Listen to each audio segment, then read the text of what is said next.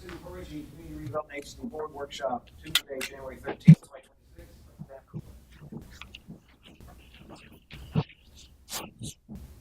I pledge allegiance to the flag of the United States of America and to the republic for which it stands, one nation, under God, indivisible, with liberty and justice for all.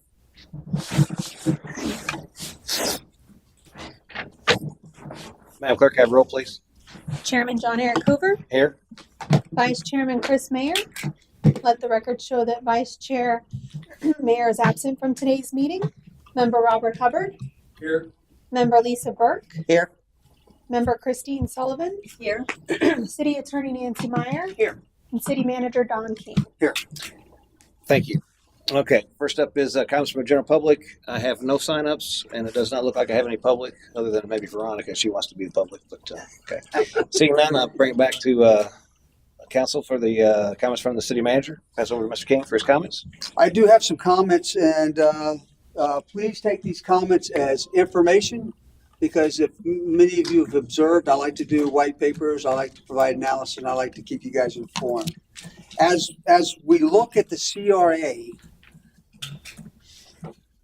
what I'm asking for from the council is to help us build you a 5-year plan, because this is going to sunset January 8th of 2032. If for some reason it doesn't, because something magical happens, we'll also have additional projects that are shovel ready that we can pull, and once money becomes available, we'll start, continuing on with the project. What I mean by that is I'd like to get year one projects assigned so that we can start moving forward on them. Year 2, year 3, year 4, year 5. We can provide input, but I think the council's input is probably more important on what they think is what are the best priorities. One of the things I looked at is I think Brasher Park would be a great priority because it's big, it's visible. It's going to cost a bit of money, but once we get it done, if we get it done before the 4th of July, you're looking at probably a ribbon cutting. You can do fireworks out there because it shoots out to the water, and you can get the community out there to actually, hey, this is fantastic, and it gives the council a win immediately. Signs, I think will give us a big win. Is a short-term first-year project, because that's going to be a visible thing that they see throughout the town. So what I'm trying to do is I'm trying to get after the big bites that we need to take that may take some time, that do cost us some money, but I also want to get after quick wins, for the community, so that they're going, hey, the council's actually moving forward on these projects. They've talked about it for years, but they're executing now. So we're in the execution mode. And one of the things that I'll pause here for a second. When you guys talk about the signs, I'd like to inject if it's possible, to add a digital sign in front of the city hall. It's got date, time, weather, but it's informative. And so what we were able to do is we were able to passively communicate to the community on council dates and different things that are ongoing with the community, and it keeps them informed on, let's say there's a law enforcement issue or there's a fire thing that we want to put out because they're doing some kind of event. Or if we're doing a community event, we're letting them know, passively as they're driving through, but also we'll get it out on, social media and things like that, because I believe that any and every form of media is critical to us. I think that if we ignore an opportunity to get our message out, that it kind of goes against us, and we have less effect. I don't think it's going to create a super large effect, but I think it's going to have a significant effect as your residents, our residents, are driving through town and they see it. They're going to be like, hey, these guys are now educating us and keeping us informed on that project. Okay, I'll step away from that. I'm going to kind of back and forth. With the project timelines, I would like to make it a 5-year strategic plan. So giving you guys the opportunity to go, hey, this is what we want, or hey, city manager, get with your team and build us what you think out of all the things that we've chosen. Where do you think they should go? How do you think they should be built? What project year should they be in? And we can do all that work for you. All I need is the guidance to go ahead and execute that for you. And I can present it and you guys go, yay, nay, change, and then we get it. Because what I'd like to do is I'd like to initiate that 5-year strategic plan, because what the benefit there is, if I start these projects, now the only thing that you guys have to worry about is being updated on the status of the project. Timelines. I'm keeping you guys informed on timelines to make sure that we're on time and on budget. And then I'm giving you milestones of critical events with these different projects that we can address. If there's things you want to tweak on it, we've got those built into the milestones. But you also have the milestones, so on X date it should be complete. So if there's anything that you want to tie to that completion, we're able to do that. Because what I'd like to do is with these projects, I think it'll be important to kind of get out in front of the community and say, hey, come out here and help us open up X park, because they're seeing your vision being executed, because it's something that we've talked about for a while. I want to put a concept into reality. But that's what I'm asking with the projects that you have. I know Derek's going to have a few comments. If he doesn't, just point the finger of something that I missed, because we've talked a lot. And the only reason we've talked a lot is because I've asked him about being able to bring this up here and then being able to talk about, hey, let's get this going. Let's come up with our strategic plan and move it forward and not make changes. Let's not stop and go, hey, let's cut this off, because what I'm doing is I'm losing time, effort, and money. And then I'm switching to another project, and now I'm fighting to get that project up and started. So, just a clear, good decision on the things that we want to do. And if another council member is voted in at some point or another during this 5-year plan, keeping them on the strategic plan. Don't let them come in here and go, I don't like that. And then everybody goes, okay, I don't like that either. Let's keep pushing through it, because what's going to happen is, as we complete these projects, you guys are going to be the heroes. As we go through it, everybody's going to be like, you guys are doing a phenomenal job. And then the new council members that come on that actually complete the project, if that occurs. But if somebody gets in the middle of it and stops it, now it's like, okay, you guys started strong. Now you guys have just dropped the ball on all the strategic plan for the CRA. And based on the funding that we're getting, because we invest $700,000, we get $1 million back. I want to make the most of that $1 million that we get back of that investment from the county, and I'd like to take and complete that plan. I want to be dollars spent, projects engaged no later than 8. I think I can do up to before 8 January, because I think the bill once it's paid out. Is that correct? The CRA can stay open to deal with bond obligations. So if you do a project and bond it out prior to, you can go ahead and keep the CRA open to pay the bond, but it'll just be a debt service at that point. Okay. And what I'm trying to prevent is, I know these are items that if we don't do them with the CRA, they're going to end up becoming capital improvement projects. And I would like to save, our capital improvement budget for, those things that you want to do outside of the CRA that you guys have in mind. But also, as we come towards the end of that 5-year plan, being able to sit down with you and go, if we see that there's light at the end of the tunnel and they're going to go ahead and, hey, this was a great program, we're going to kick it up, 5 more years, 10 more years, 20 more years, especially with the amount of money that Pasco County gets, that we're able to start our next long-term plan, get those years up front to decide what are the next things we want to do, and then get our strategic plan in place, and then follow that from start to finish. But that's, like I said, I'm not telling, I'm not asking, I'm just providing information on a direction that I think would be very successful as we move forward with the CRA.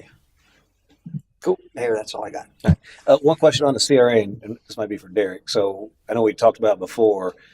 We do have a sunset date, and obviously the legislature is constantly trying to manipulate whether you can extend those or not. And the thought process, I think I mentioned it to Nancy, we go ahead and put in for an extension before we get caught with our pants down. Legislature saying we can't. We discussed that, and I think he's going to We address it. did. So I have the original finding of necessity, and then in 2009, when you redid the plan, you affirmed these. There's 9 of them. 5 of them are, let's say, 4 of them are clearly not applicable anymore. They just don't. You're not allowed to do that. One of them is about dredging, and so it's in our plan, but you run into private versus public issues on that one. So we probably have to do another finding of necessity, which includes having all the departments come in and say why they need it. And so, in the past, it talked about firefighting equipment and staffing. Well, we know for sure staffing is not allowed. It also talked about, making the city hall more energy efficient. Well, you can't spend money on those facilities. So that's where we're going to run into, being able to get a good finding. We're going to have to go out to the neighborhoods and see what the condition of slum and blight is. How are we going to measure that? Are we going to look at the value of the homes against what the median value is? We got to figure all that out. I've seen Oldsmar is dealing with this right now, but they're in a chartered county, so their county has more to say about it. But they actually had to get a consultant out there to assist with the finding. What about leveraging, obviously, with the hurricanes that came through and the amount of damage it caused within the community from percentage wise? Would that not help? Well, yeah, but in 6 years, I guess we're looking, can we get these things done in 6 years? And, with the hurricanes, we're actually seeing probably some expedited fixes because it forced some of these homeowners to. So we're seeing, housing redevelopment that would have maybe not normally happened. And those will be finished in, let's say, a year or so. And so the conditions actually will improve that won't necessarily meet, some of light anymore. Yeah, I just think about the houses that aren't able to because they were substantially damaged, and there's areas, and I can think of a couple of different areas that really could use some investment that they wouldn't otherwise be able to do that outside I areas. think the option is the block grant that the county has. I think that's going to take care of a lot of that. And then again, when we go to look at the necessity, I'm pretty sure there's going to be some areas that are coming out. Avila Bay, for sure. We've got Paradise Estates that will probably come out as well. So then we'll see a natural reduction in the funding source for the CRA. And of course, then there's the talk about what's going on taxes. And so while cities may have other avenues to recoup, CRAs do not. They only have taxes. So we may see a reduction in funding as well with that. So as the city manager said, we're going with what we know. And we know that in 5.5 fiscal years, the CRA will be sunsetting. And I think that's the plan for that, even though things may change, because it gives us a goal line with projects we want. Because my concern is if we assume that we're going to get more later, that we're going to stretch ourselves and not be able to complete the process that we want to complete. And I just don't want that to happen. I don't want us to miss out on the opportunity to get our strategic plan started and finished, and then if they say, hey, there's more money, we'll have you another strategic plan with other items. And if we can get dredging in it, that's another, project that we can do. One of the things I have been doing is engaging business owners. And with the business owners I've been talking to, there's a handful of them that are willing to pay for things that we want to do. And so I've been having those conversations because to them, it's an investment in the community. It improves the community. And it's something that we don't have to pay for. So I'm in engagement with a couple of them, and they're like, "Hey, we'll pay for this. We'll pay for that." It's just as long as one of them is, I got to get the county's property. I got to annex the piece of property, which to us is that there's no venue or there's no revenue gain from it, but it's going to be built into a very nice park, picnic, frisbee, you name it all. It's going to be very nice on where it's at, and it's on the water.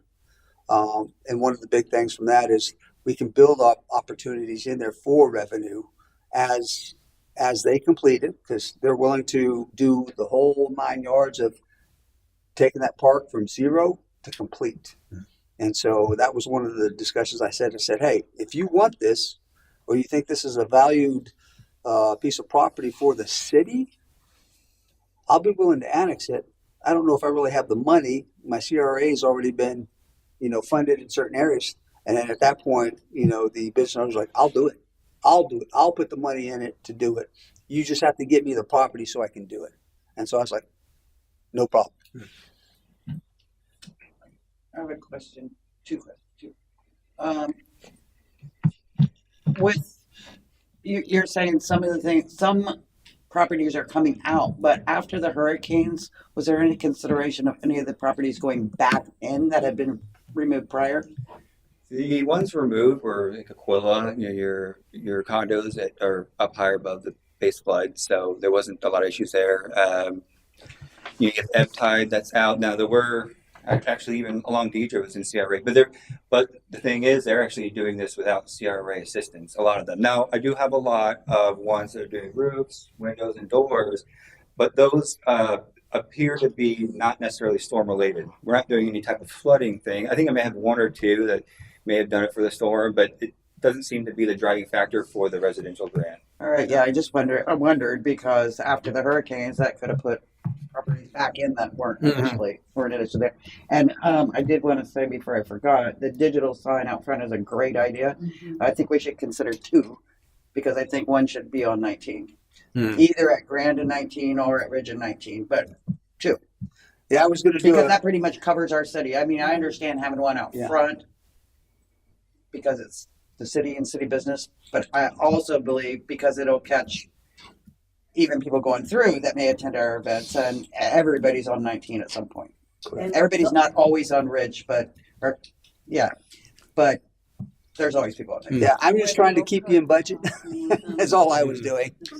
Yeah, Hey, you ask for it all, and then you hope you get some. Well, that's what I want to do with the strategic plan. Let me give me the flexibility to get you that 5-star product, and then as we build that 5-star product, let's say Restaurant Park's that 5-star product, and then the next year the next park's a 4-star product. After that, the next one's a 3-star product. Next one's a 2-star product based on money that we're willing to allocate to it. And that 2-star product is complete land, everything's done. But if there's anything additional we want to add to it, we can do that in the future and say, okay, hey, park here, splash pad, anything that we want to do with it, we can do after the fact. It's not going to cost us that much. I put in parks, I put in splash pads, and how I would recommend to put them in is cost savings. Because if you put in a splash pad that has a filtration system to take the water and filter it back, it's going to cost you more than it would be if you had a direct line that went into the park with, shut off nozzles and then a timer that shuts it off at night that runs into the ocean. And what it does, it keeps the water clean. So anybody playing there is going to be on clean city water. And at the end of the day, we don't have any additional high-end costs for not only installing the filtration system, but maintaining that and servicing that periodically. One thing that I would like to bring up that I haven't, because we're talking parks, Oldsnar Park. I know you guys talked about the fence, and you want to use the white fence, vinyl fence as kind of a part of the park. My recommendation, let's go ahead and build the fence all the way around, and we'll put it in front of there, because eventually that private property fence is going to go down. And what I don't want to do is after the fact, oh, hey, come in here and do this, because what it's going to look like, we started a project, we half-assed the project, now we're in the process of, fixing something that we never initially did. And I think the complete process, because I'd rather have a complete product than just going in there and saying, hey, we're going to assume that this is going to be fine, because we can put it up like that. Next day he can take down that vinyl fence, and now we got a gap in our park, which is, I'd like to keep it continuous. So I just bring that up as from my perspective as far as a park, for not only presentation but for what the purpose of the fence is for, so that it's our fence, we control the fence, and then we're not subject to whoever owns that other fence to dictate, okay, now you need to buy more, now you need to do this, now you need to do that. So eliminating it, getting on the initial cost here, hopefully we're saving money by putting it on the one project piece. Maybe they'll come back and say, hey, we'll just throw it on there for what we've already bid it at. Or it's going to be minuscule to put it on because it's an easy install. Cheaper to do it at the time than to Yes. do it later. Well, it's like this. If you get it right up front, you don't have to worry about it on the back end. But if you want something bad and you're willing to assume risk, you're going to get it bad. And so my goal is to make sure that when the city invests in their projects, that they're getting it the way they want it, they're getting it right, and then the residents see that that the council is actually their thought process is, yes, we're providing you quality parks, and we're thinking about the entire thing, and we're not shortcutting, hoping that at some point hoping that thing stays up forever. Was there something with that fence that wasn't permitted or something, or was on our property, or? So we did a survey. The vinyl fence belongs to the property owner. And I looked up the permit. They had applied for one, but it was never closed. It means it was never finalized. So technically, I guess it's an unpermitted fence. Right. Yeah. But is it on their property, or It's on the line. it's directly on the line? We have this item hopefully for the 27th meeting. We're waiting for a bid. So there's more for there. We did a survey. That vinyl fence is on the property line. The concrete wall is 2 feet in some places. In the other properties, on the other property, it's not even in our property. The concrete wall. As it's going to the water, or as it's going the other way. So as it comes from the beginning of the park, it juts out to a point about 2 feet within the boundary of the other property, and then comes back toward their seawall at about a half a foot. What the official survey shows. So what about the fence and the concrete wall? What are your thoughts on that? We're talking the mural and everything that's going to go on that. My thought after sitting in the meeting was that we had an artist that came in with I would say, a very high quality product. I don't know if you guys had the opportunity to see it. I think there's presented tonight to us. Okay, they'll present it to you tonight. One of the great things is this person actually researched the town from start to finish. And within that mural, you're actually getting history built into it, like the Indian knoll that's out there. Actually, there was actually a structure on it, and because she read and found out the information in her mural, the structure's there. And so she's got those little details in there that are very good. When you look at it compared to other projects, you're gonna immediately gravitate to that one because it is what you want. My only concern with that is the cost. I think they wanted $35K for it, and we've only budgeted $25. So that's something that we're going to need to negotiate. Sal's talked to me and convinced me that one of her projects we would cover. It's only $4,500, and it's the actual mural that's going to go on the bathroom. And so what we'd like to do is get that contracted as soon as possible and get that up so people are seeing that park developing. So they're like, oh, hey, changes are happening, and then they'll see the mural. My only concern with the mural is we don't own it. I mean, the walls, we don't own it. My concern is if the owner is not Paint over it. It's there. yeah, they'll paint over it. And that's what I wouldn't want, because there's going to be a lot of time, effort, and money spent for that project. And if they decide to pull it back, it'll be a horrible You know moment. something about that. I mean, Well, so that's news to me that we don't own it. So I know nothing about it. yeah, we can't paint a wall we don't own. We need to talk about that more. Yeah. Yeah, I had no idea. I did not know we do not own that We'll wall. discuss that more and bring that back to you Okay. guys later. But That changes everything. But that's for information. But it goes back to is, do we want to pay for the wall? Do we want to talk to them? Hey, can we extend the property to the wall? Because we'd like to do community development and use that wall as kind of a project for the community I'm surprised that's we positive to you. I'm surprised we did not know this point a long time ago. Very long time. Like somebody dropped the ball on that. We just That's why I'm recently here. did the survey for Olsner Park for the fence, so we just recently discovered this, and the fact that the property is now the home that was there has been knocked down. So there are options that the city can explore if we're going to preserve the wall or whatnot. The wall has been there for at least 40 years, and we've had a mural on it before. So Well, I wonder, did we put the wall up, but we put it up on the property maybe? I'd have to look Probably at what as far happened. as history is concerned, but that wall dates back before I even moved into the city. So, and that's going back into the 80s. We've had issues with lines and stuff, and I wonder if that is just another one. Does it classify as a historical monument? Yeah, so That'll be key because that may give us some leverage, just for the fact that it's a historical piece of Port Richey and something that maybe we can at least I control sure to a wouldn't be certain putting point.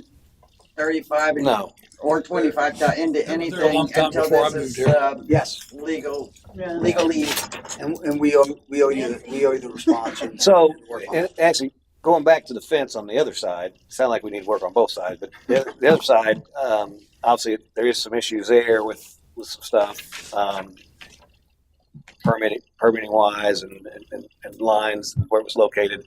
I wonder if we shouldn't work on trying to fix that, and maybe we do a swap for whatever we need to do to clean that line up, and then we take over the fence. And Did I hear that the property, that the home has been torn down? That was. that's on the other side. Oh, okay. That's the other on side. the other side of the wall is. Okay. Yeah, this is on the east Yeah. side. Right. From the survey, the vinyl fence is fine. It's right on the property line. So the fence, even Well, it's on the property line. We're half owner in it. right. So we have that now. The existing chain link fence was clearly in the park's boundary, and so that's where the new fence would go, where the existing fence was. Yeah. Well, so I wonder if we don't try to clean that line up and actually, if we're going to put the fence up and we want to maintain the fence, obviously the homeowner would rather probably the city take care of the fence so he'd never have to worry about it.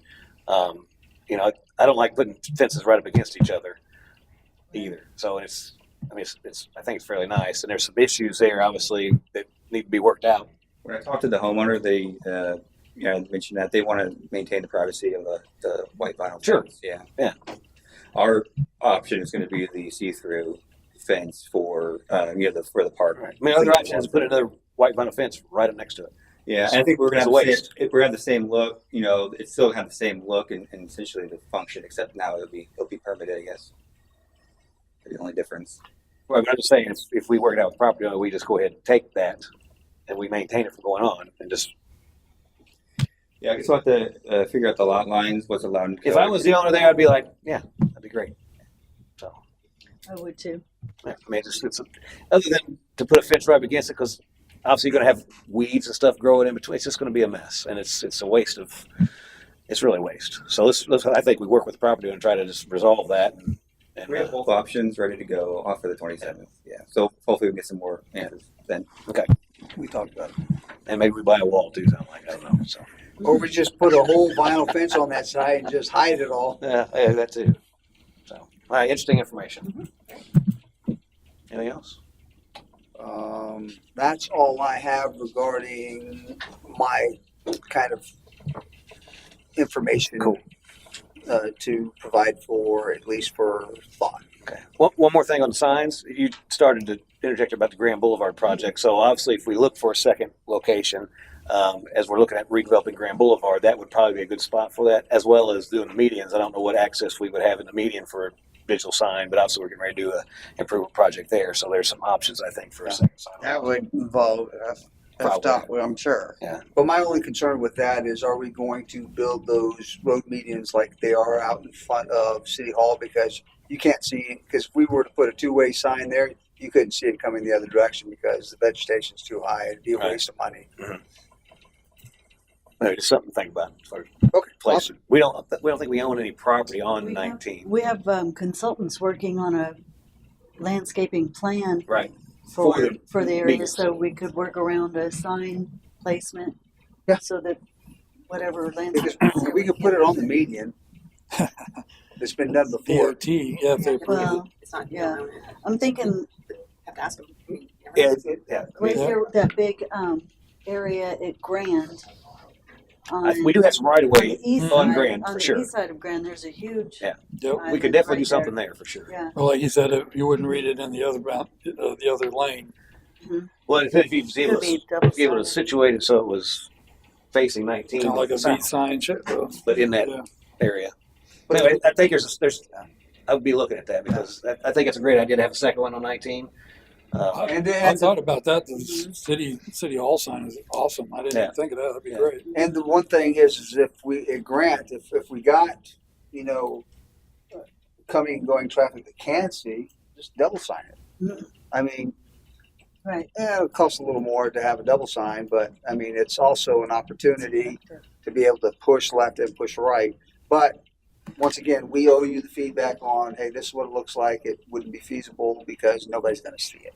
So, best position for it would be here at this angle, so that customers can cut, well, our residents can go through and be informed. And it. Sorry about Oh, you're good. No, Hijack. good information. All right. So next up is board business. Item number 1, redevelopment incentives. I'll pass that over to Mr. King for introduction. You got an introduction for that, or maybe Nancy? I'm not sure who put the document together, but Derek kind of took the lead on this, but I'm here to help if he needs help. But I think he wrote the agenda cover sheet and prepared the document. I'll turn it over to Derek. All right.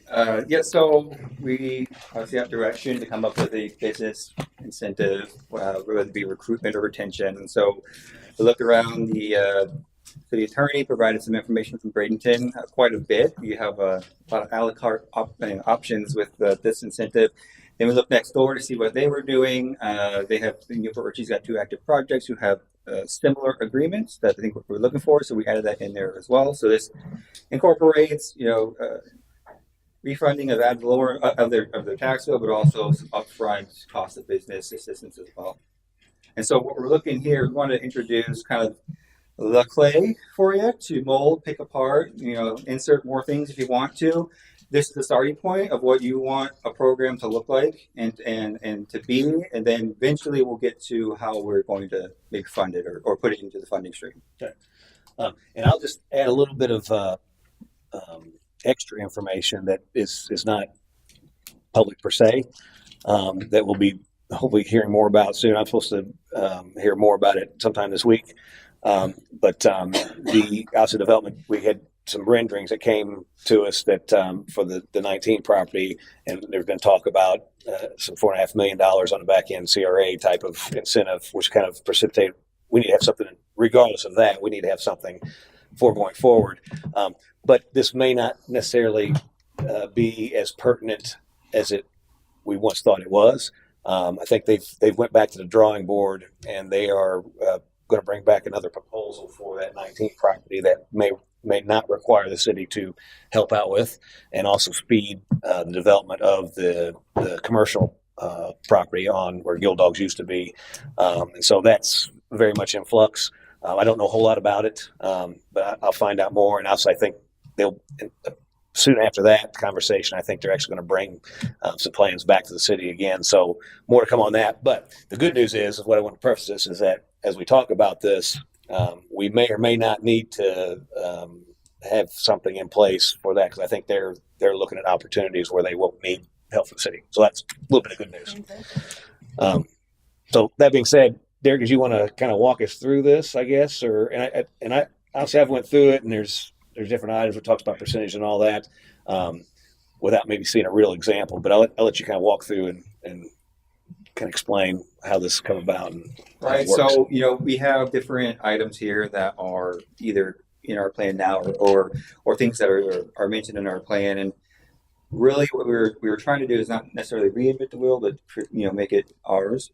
And so we have your upfront costs, so your building fees and things like that. And I've seen examples where they may pay for the whole thing. They may pay for a percentage. It depends. And generally what happens is that you can't waive fees, but generally the CRA will pay them on behalf of the developer. So that's where we see a lot of that. We also see infrastructure improvements, perhaps in the front of the building, could be streets, sidewalks, utilities. So CRAs can pay that as well.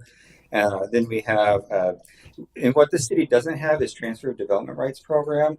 Now with Newport Richie, that's a very lucrative thing down there. It's a bulk of the majority of the funding package, in the tens of millions actually, because they have the TDR program. That's what we don't have, and that would be a pretty substantial undertaking for us to do. It'd be a whole thing with the code and land development.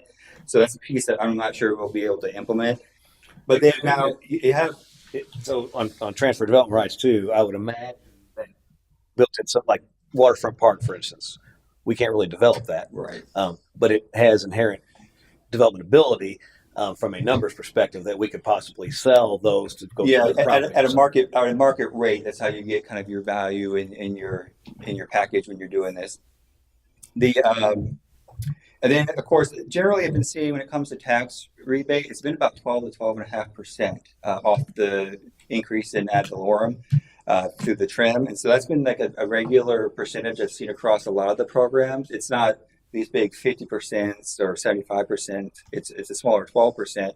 Because we still have to, city still has to service, the property, and so it can't all be tied up in the CRA. But this program with the add-ons kind of it gives them the opportunity to increase that percentage, and lets the CRA kind of dictate what it wants to see, and primarily based on the CRA plan. If you do affordable housing, you'll get a few extra points. If you do, car share. If you set it up, if you would do some other improvements that are beyond what is normally expected of you, you'll get that extra percentage on your tax rebate. The one thing that is unique to us is that we do have the sunset, and so I put a line in there. I talked to the city attorney about this. Is that initially the line said these any type of incentive will sunset when the CRA sunsets. However, I put in that the city may take on that agreement through whatever economic program the city may have. So there's still an option. So even though we're thinking about sunset, I think there's still an opportunity if we have an agreement to continue the agreement, especially if we're only talking about 12% on the rebate. It won't be a huge hit. You can create an economic development program within the city instead of just the CRA. So is that the 12% you referenced? That's the max at the. That's your base. And so then as you do. Oh, so it starts at 12% minimum, and then you add on after that. And you add on, you got urban canopies. So let's say you put in more trees than you need building code, you get an actual, you'll get a 1% increase. Flood mitigation street. And so there is quite a bit of options on these different subcategories. And so I think what we would want the board to do is take a look at them and say, I like this, or I don't find value in this.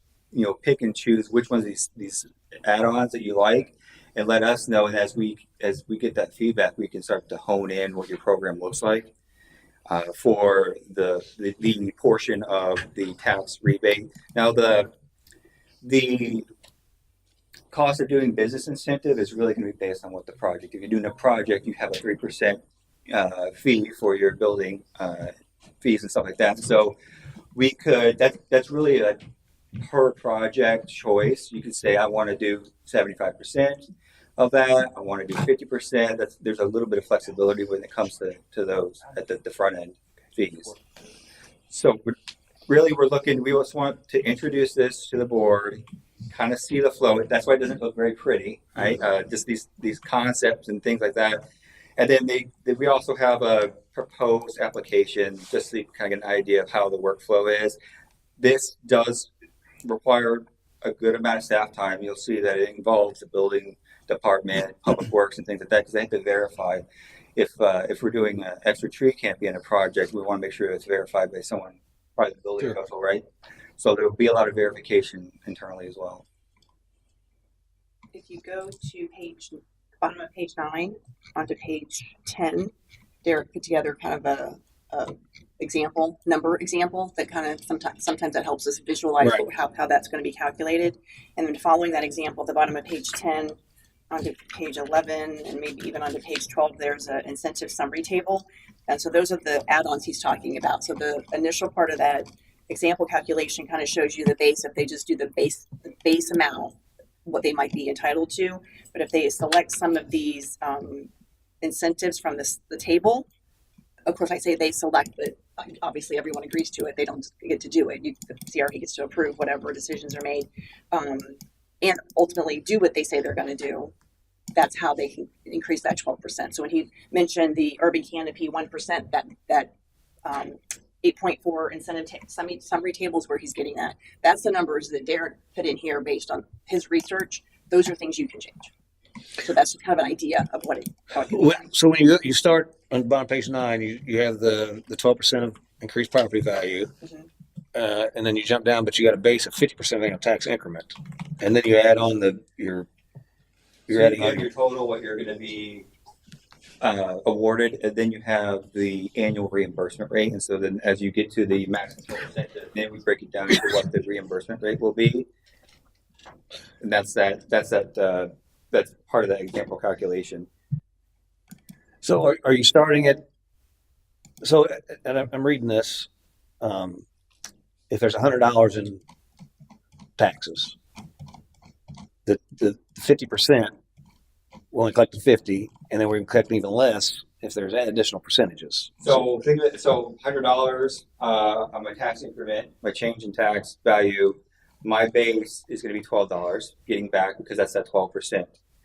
The additional, so I'm only that's paying, your so I'm maximum. only paying 88 is what you're saying. Right. So that's your maximum incentive is, let's say, $12. But then you can, so your service isn't taking as much of a hit. You can then say, well, that's your maximum, and we're going to reimburse you at 50% annually until you meet the maximum, if you want to go that way as well, so that you're not taking as much of a hit when you're trying to provide services as well. I mean, $12 is nothing, but when you're talking about millions of dollars, right? And so it's a way that we can provide it without impacting the city services as well. But I guess what is the cap that we would ever rebate back? So your maximum would be the 12%. That's your over the life of the improvement. It's your 12% cap. Now, how you get to the 12% cap, you can choose that, say 50%. I can rebate you 50% of the annual amount till you get to the 12% max. So a 12% incentive. That's what's set up now. We're seeing what you want. This is just an example. Well, if you want to do 20%, I'm kind of confused on how it. So I think is that there's multiple percentages, and that's where it does get confusing. So the initial calculation, or that's even the right word to use, the initial thing to look at is your pre-construction value and then the post-construction. And whatever that, let's say, increases 100. I'm not with numbers, someone you'll have to help me with this. But let's say it increases your value $100,000. Your base agreement is 12%. You'll get 12% of that value. Who will get 12% of that value? The builder, the developer. So they'll only pay That's just 88% of right. that value. If that's all they do, if they just do the 12%, they don't add those things from that chart. If they don't add additional incentives, they'll 12% is where It's the minimum they get. Their minimum. But when you actually pay them within your agreement, you'll decide. Do you want to give them 100% of that in 1 year? No, you want to do a percentage of that percentage, and it draws out the payments over time. So the city, are still receiving money. It takes longer to pay it back, but that's part of the agreement that you would work with. But you can't go above 12. Well, you could if you did the additional add-on. Let's say if someone's building property under these guidelines and it disqualifies for the 12%, Right. but maybe they're going to put in a lot of public parking. Mhm. Well, shared parking was Right. 5%. So they would get an additional percentage. Well, we can change that too. We can add, Right. add maybe 20% more Well, if we want, Yeah, we go through and because we can tax the parking if they charge for parking. These are just numbers, and Derek will correct me. These are numbers I believe I have seen from other cities. These are just gathered from other sources. Just to fill What in, is the really. max with the 12% plus any Yeah, that was add-ons? good. It Yeah. depends on how many incentives you offer. Right. well, I think you It's need. going to come to you. I think you need to have a ceiling. Right. And you can Say if they establish actually that. did everything and they that's qualify everything. And and I'll that's say this determined too. by us as well. Let's say you offer all the incentives that are on here, and someone comes in and claims they're going to do all of them, and you're like, great project. We sign on the dotted line. They do half of those things that they said they were going to do. They don't get the incentives for the things they don't do. Right. Well, I'm just thinking To make too sure that's clear. that I would think, and just easy figure, and that we would never go any higher than 50%. I would start there then, all right? So and then so you start at 12, start back. you can add on, but once you get to 50%, that's your cap. You can't get any more You incentive want to past subtract 50%. instead of add, you mean? Well, it's, no, Start as at a, 50 and come down, or? no, I'm saying if you give them 12%, right, of this is $100, right? So you're getting $12 incentive. They can get a max incentive of 50. So if they have the $12 base, they provide some shared parking. They get another couple percent. So it goes to 14, and they keep adding up. But they can't get past 50%. So we're going to get half the tax value. What makes 50% the number you have in mind? Because I would think 25%. And you think 50? Where does that come from? Well, that's something we can determine. It's not illegal. This is an example, not a Right, legal right. standing, right? So It- that's all determined what- by us. The way I come to it is there's no real rationale. It's just it's the municipality investing in the community. It's a developer investing in community, and we'll at most go halfsies with them on a tax incentive. Is kind of way I'm Okay. um, Over the course of, right with the course of however it's baked out. How you want to disperse. We're gonna always protect at least half of the tax value because we have to service sure. property. So you don't want to And get we too can over. set that up as tiered over the years. It can increase You or can make it less decrease. than that, but I just Okay. that's kind of just I just wondered half of because it. like looking at this would have been 26%, right? 12 and Yeah. 14, so that would be. And it can still be that based on what that they would be a do. lot of, You you can know. set I'm just thinking that- if you take his example say- and they do more and they actually get to 60, we don't want to allow that. We want to cap it at 50. And maybe all those numbers don't. I didn't do the And you math. can make so it that- 50% for 2 years, and then 40% for the next 2 years too. And that would be done by limiting how many add-ons we offer. Right. You could add on, like you could stack your coupons, if you will. Sure. But once you get to 50%, you can't get any more off. Right. It's kind of the rationale. And I will say with the agreements I have seen in other municipalities, no one selects all the incentives. It doesn't fit. Like all those in Right. one development don't always go together, so it's usually just a handful or a few that they select. What kind of numbers are we seeing across the state as far as maximums I can't for answer that. add-ons? I can't answer that Anybody know? question. I've only been involved in a Really? couple, It's and, really and they, all, like everybody has a different add-on. Yeah. It seems like the base is around 12 and 12.5%, but the add-ons are all Add-ons over are the place. Yeah. and what Location you're difference. we could get agreements. We could ask for public records agreements from different municipalities. That'll be the agreement. But is that what they actually end up building? You don't know because it changes. So you'd have to kind of look at the front and then at the end at what they actually did. Okay. Sounds like a long meeting. And if we were to approve this anytime soon, they don't just request it, we're on the hook for it. That's correct. It's an entitlement that they can request if they provide these, whatever these. It'll be another application that I guess Derek would be in charge of. They would bring in this is what they propose. They would work with city staff and ultimately come to you for an agreement to agree to what they're asking for. Because you're also maybe not just looking at the 12% and any add-ons any incentives add-on incentives they might want to use, but you're also looking at that payout later. And some people might want to get paid out quicker, someone might get paid out slower. You might want to pay out quicker, you might want to pay out slower. So ultimately there'll be a written agreement between CRA and the developer before anything happens. And I like the idea of her saying 25%, but also like the idea of 50%. But I think it should be tiered over, like I said, time. The break decreases as they get established. The more that help them incentive to get established, and maybe have it as a maximum of 25% after 10 years. Yeah, I think Maybe, you or could 15 have still or the ability something. to, because this is a max entitlement or whatever. How it amortizes over years is subjective, right? How we come That's part of that other equation, Yeah. and that's one example of that for that equation. And basically, it's separating the total or evenly throughout the number of years, or you could do it a step down to how you want to do it. And that part of that would be in your discussions with your developer. What they're interested in, what you're interested in, and getting to that happy spot. Yeah. And that Obviously providing something. and that's something that we have the ability from developer to developer to change. Yes. They can't come back and say, "Well, you gave them this way." It's going to Right. be development They're all specific. unique. But yeah, but the percentages are that is set so everybody can access those different things. If you keep 12%, that would But stay. the disbursement of the funds can be all subjective. Yes. I like that. Because obviously not all projects are different, right?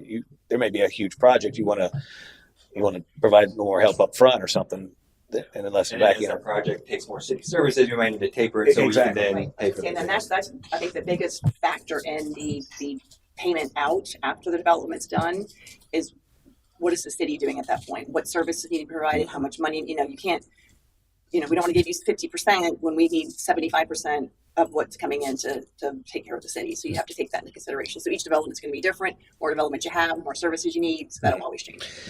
Going back to the conversation about the fees, building fees and whatnot, which it's 3% for our building fee, right?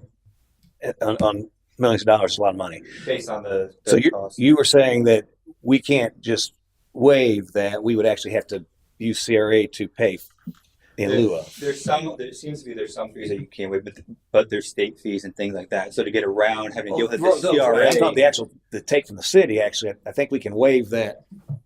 And that I don't know if we'll have to look at that. But I've seen where it is the CRA that will pay those fees for the developer to the whatever agency they need to go to, so that you're not also hurting your building department at the same time. So essentially your CRA is paying. Well, that it's a incentive. shift of funds. We take that CRA goes into the building department. Right, yeah. But I wouldn't call it necessarily shift of funds, but yeah, you're paying an incentive on behalf of the developer without saying waive, because there's some fees that just cannot be waived. Some you can't waive, and then, like Derek's mentioning, your building department needs those funds to continue being your building department, so you want to make sure they're getting paid. Yeah. So, and obviously, there's a lot of building department work in something like this. I guess the follow up to that, and I think that's great. Money stays in house, so it isn't a real incentive for the builder or whatever. It's a shift for us, and actually has us pull out the building department. But with the building department, that's a separate type of fund. It's gauged on, you can't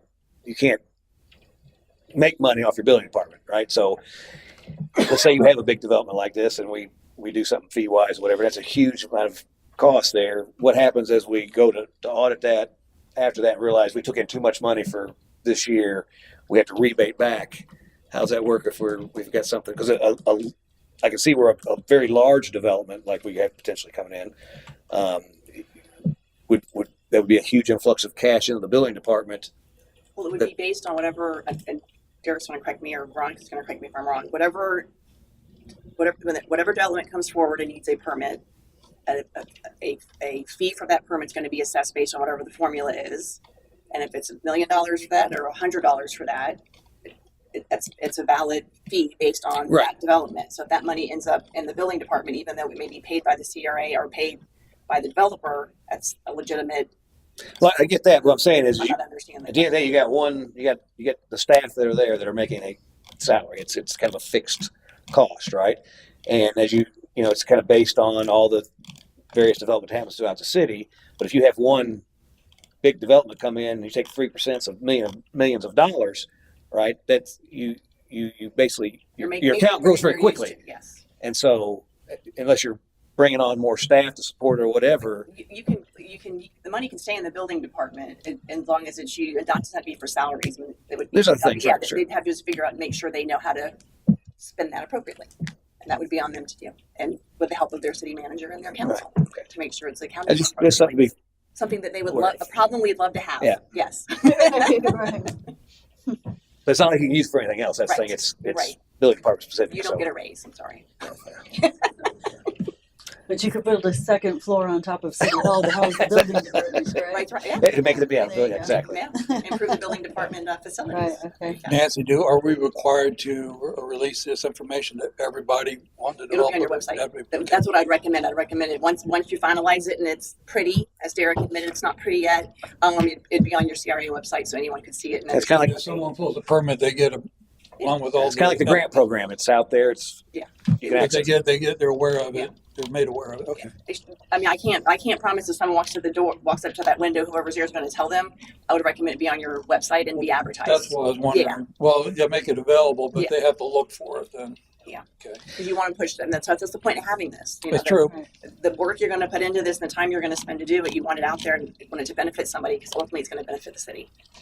So the numbers that are in here and these line items or whatever, were these a direct report from Bradenton, or did you guys massage these? That was some of them were direct. Some of them I tweaked a little bit, but really just placeholders. The programs, the percentages, they're all placeholders, so you can get an idea of what's possible and what you can think of what you want your program to look like. So we probably ought to individually kind of go back and kind of go through this line by line and kind of. I need more time. Yeah, there's a lot to consume here. That's why we want a workshop. There's a lot of homework involved. Yeah, and I could see probably have another workshop soon after this, kind of bring it back and just have this on it. We can kind of dig down and ferret out what we want. So. And I'll say, and I think this probably goes without saying, but I just wanted to make sure it said that the different descriptions will be more descriptive than what you see on your final product. You want to make sure everyone understands exactly what this incentive means. Obviously, they'll work with staff and have questions answered or figure it out, but you want to be able to read it and go, "That's exactly what I wanted to do on my project. This is great. Now I can." What about our code? Would our code have to be updated to Probably reflect this language in here to make We'll double verify it, but not that I can define think of. in our code? Yeah, I Okay. can't think of, and you may have seen something, but I haven't thought. I can't think of anything that the code would require updating to allow it. Or the language for this would come from our code, the definitions. Yeah, if there's some, like maybe some of the definitions for, you may have just a little disclaimer in there if there's any definitions within your final product that reference the code or the building code or something like that. That's the definition we would go by. Sure. We'll verify that. We'll make sure. I didn't see anything. Flood mitigation. Okay, never mind. But it just talks specifically about the 3 foot above. When you think about development or whatever, you got retention ponds and stuff like that they could add in that could help abate water. If it's above code, really, that's an incentive, right? That's above what they are basically required to do. And that's what that could Is that what the extension of city water, sewer, stormwater, roads is it kind of baked into that? I'm just saying, if I'm developing something, I'm providing extra flood retention. I would make that separate, actually. The same thing with PFE. Right now, we're down to 1. If you go to 3, that's an incentive. If you do more water retention than you're required to, because you want to make sure you're covered for those extra rainy events, then that would be another incentive as well. We could probably we'll have to calculate what's required for that particular development, and if they go beyond that, that could be an incentive that they grab onto as well. Are seawalls required for new development on waterfront property? I don't know the answer to that.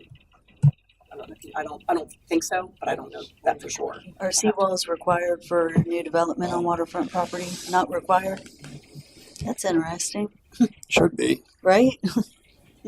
Well, I think there has to be some kind of erosion thing. It doesn't have to be a seawall. Yeah, you have to have erosion and sediment control. Oh, you have to be at the microphone. Okay. Yeah, come join us. Ron. Yeah, there's all these empty seats. Yes, there's empty seats here, Veronica. Sit with us.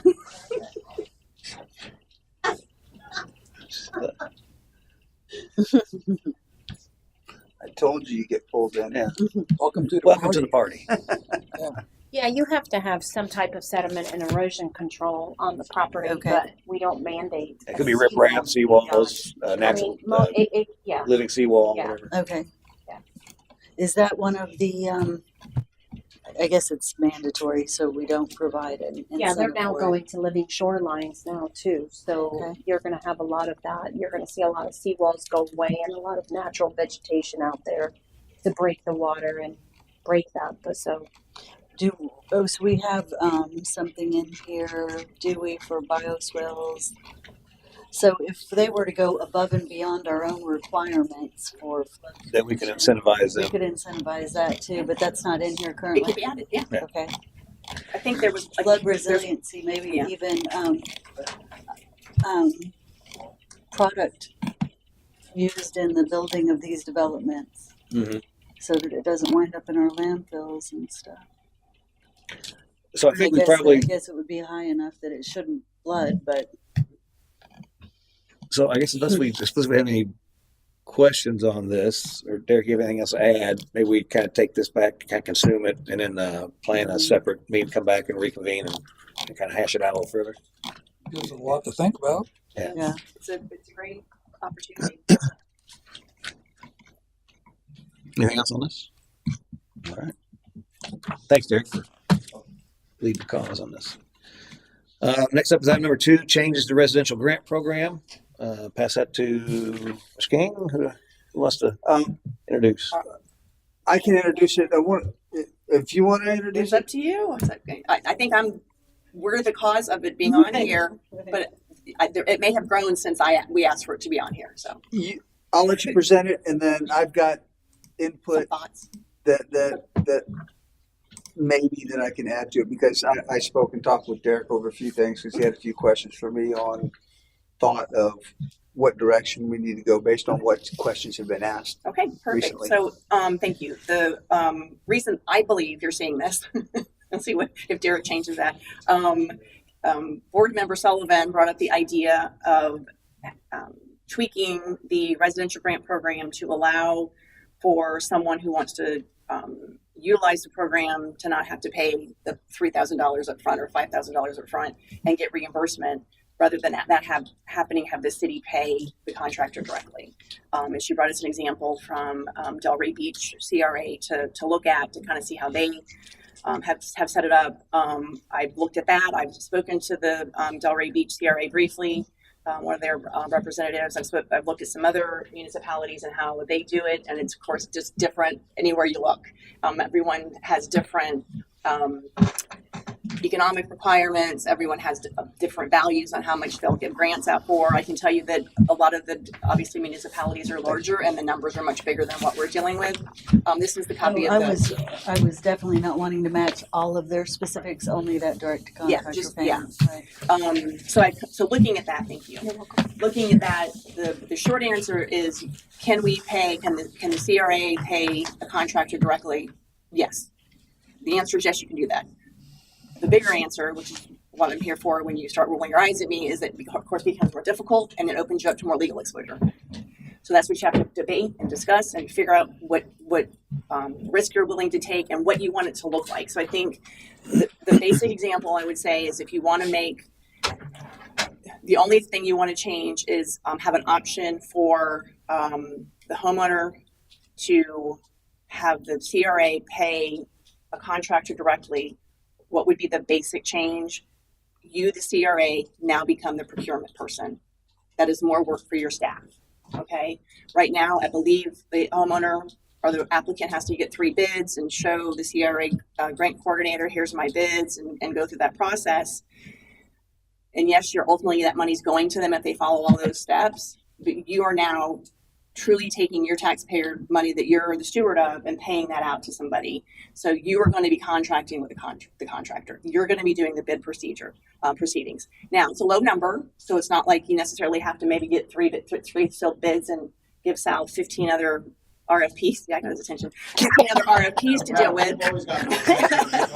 But if you're dealing with under 10,000. Your city manager has that authority, but he's still going to have that work to do. So he's going to have to do get the information, look at it, or someone on staff's going to have to look at it and get a contract written up. And obviously, when you every contract the city signs, that's one more way to get sued.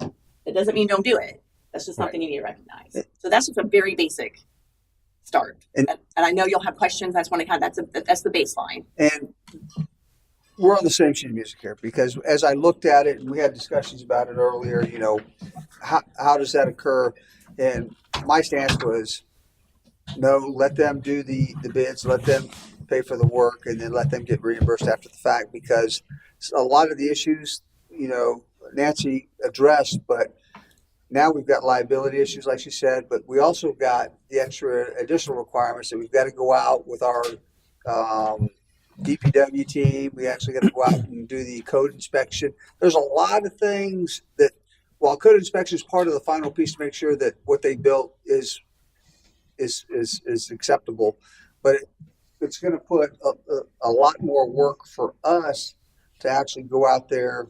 There's going to be some supervision, some oversight, some quality control, because now we own the project. It's the resident doesn't own the project, and if there's issues with the bid, the project, now we're the ones fighting through that. Whereas for me, it'd be great if, the resident who wants this, puts in the bid, gets the 3 lowest, pays up front, gets it. And if there's disagreements between the contractor and the resident, they resolve that before payment is made, because that's a civil issue. That shouldn't be a legal issue for the city. So it becomes a civil issue for them to solve. Once that's solved, then we come in, we do our assessment, we pay the bill. This Delray thing, I know you said you wanted to piggyback off of it. There is almost nothing in here I agree with. No, I only want to piggyback off of this only for the reimbursement. But like he said, what happens is if you're paying the money, then all of a sudden the property owner isn't in charge of the job. Mhm. the changes, the money, the people that they're working with, in some cases, the people that are hired. It all changes when somebody else is putting that money out. And you know, most of these companies, they don't get paid until the job is finished anyway. Okay, if I can interject for a It's minute. your floor. We have $100,000 that we pay out annually, $5,000 per household. We are not servicing the households that need this money the most. This money is going to the higher income households because they are the only ones that have the $5,000 to put out. I've talked to numerous people about this and I put it online. I received a lot of feedback, not enough, it was only from yesterday, but I've talked to numerous people where I've went around and tried to help people get this $5,000 and nobody has the $5,000 for the houses that need it the most. But you're paying So that right now we're subsidizing it. We're taking $100,000 from our CRA every year and we're giving it to our wealthiest residents that have $5,000. Well, and that, I think it was when I first started here, there was a income threshold and that was removed. So if that's a concern, Right, that may be the next topic. Maybe not throwing your first question away. Let's keep talking about that. But maybe the other question is, do we need to put back that level of income?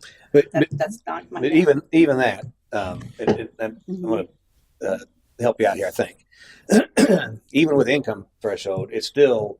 I think to Christine's point is if you don't have an income threshold where you have access to that $5,000 for $5,000, right? If you don't have $5,000 to outlay out front, it doesn't matter if somebody's going to reimburse you or not. You can't get it done. So the real goal here, and I appreciate this, and I think it's something we need to try to figure out how to do this in another way that achieves the goal. And the goal is we don't want our poorest individuals with things they need to do to their property. They just can't do it. Even if hey, spend $5,000, I'll give you $5,000. I ain't got the money to eat every week. So, is there some? I mean, and of course, from the city perspective, I get that too. We don't want to be doing all the contracting and all that. We just want to reimburse when it's done. So that gap does exist. That being said, is there some other vehicle, whether we provide some kind of, and maybe when I think about, I reach out to a contractor to do, let's say to paint my house, and it's going to cost $5,000, and I don't have it. I'll get reimbursed, but I don't have it to get it done. It's going to beautify the property. It's a win-win for everybody, but I've got that gap there. The painter, is there some way that the city could back the job, not direct payment, but so that the painter knows that, hey, this is being reimbursed. You're going to get your money once it's finished, and it's more of a promise, which is what we're really doing in the resident. We're promising reimbursement. You're going to be part of. Well, they follow the But other procedure. cities are doing this, And they have a contract. and it bothers me that as a poorer city that we can't do this for our I'm not residents. saying We you have can't. You dilapidated absolutely can. siding. You absolutely can do it. It's a Yeah. product of you guys making that decision and directing your staff to figure out how to implement it. Right. My job is just to tell you it can be done. Here's the pros and cons. The pros are obviously obvious. I think it's going to help people.